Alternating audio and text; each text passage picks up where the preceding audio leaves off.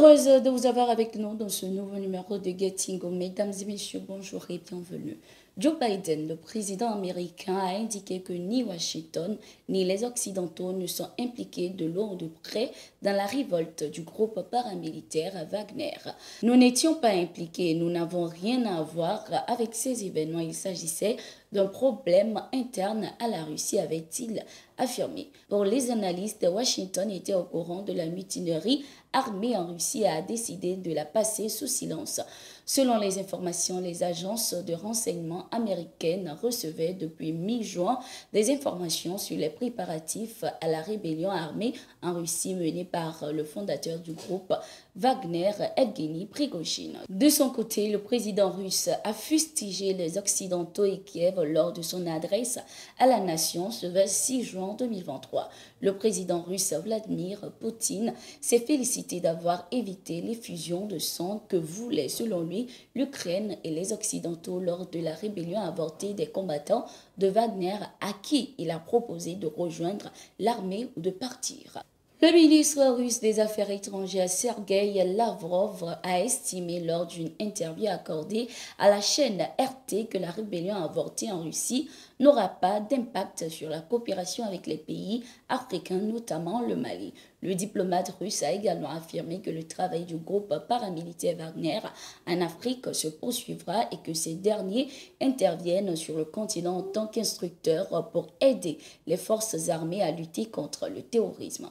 Le travail des instructeurs en République centrafricaine se poursuivra. Plusieurs centaines de spécialistes y opèrent maintenant, a-t-il affirmé. Au Mali, le mouvement Yerolo debout sur les remparts apporte une fois de plus son soutien au gouvernement dans la demande de retrait de l'aménagement du pays. Ce 23 juin, le mouvement a organisé une réunion en soutien à cette décision. Une rencontre qui s'est tenue en présence du panafricaniste Kémi Séba. Dans son allocution, le chef du mouvement a affirmé que le départ de la mission onusienne sera un ennemi de moins sur le territoire. L'activiste Kémi Séba a également indiqué, je cite, « Le Mali a été humilié, insulté, mais aujourd'hui, ce Mali courra, vaincra. Nous sommes plus proches de la ligne d'arrivée que du point de départ. Nous combattrons la volonté de déstabiliser nos États. » Fin de citation.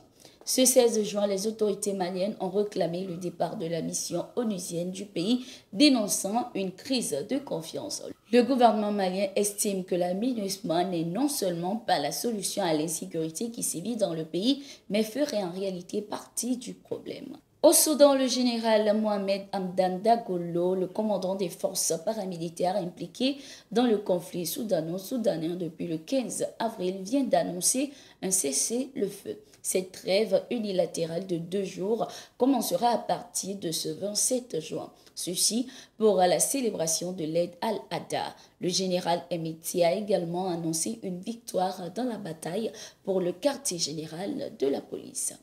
Au Gabon, la date des élections générales vient d'être fixée sur le 26 août 2023 et concerneront les élections présidentielles, législatives et locales.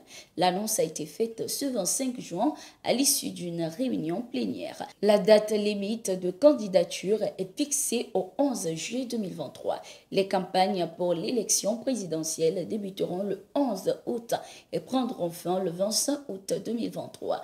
Ce projet de calendrier sera soumis au gouvernement pour examen avant son adoption. Merci d'être resté avec nous. Nous sommes arrivés à la fin de ce numéro de Getting Go. Nous sommes en continu sur nos différentes plateformes et sur notre site d'information, le www.toutafrica.com. À tout de suite.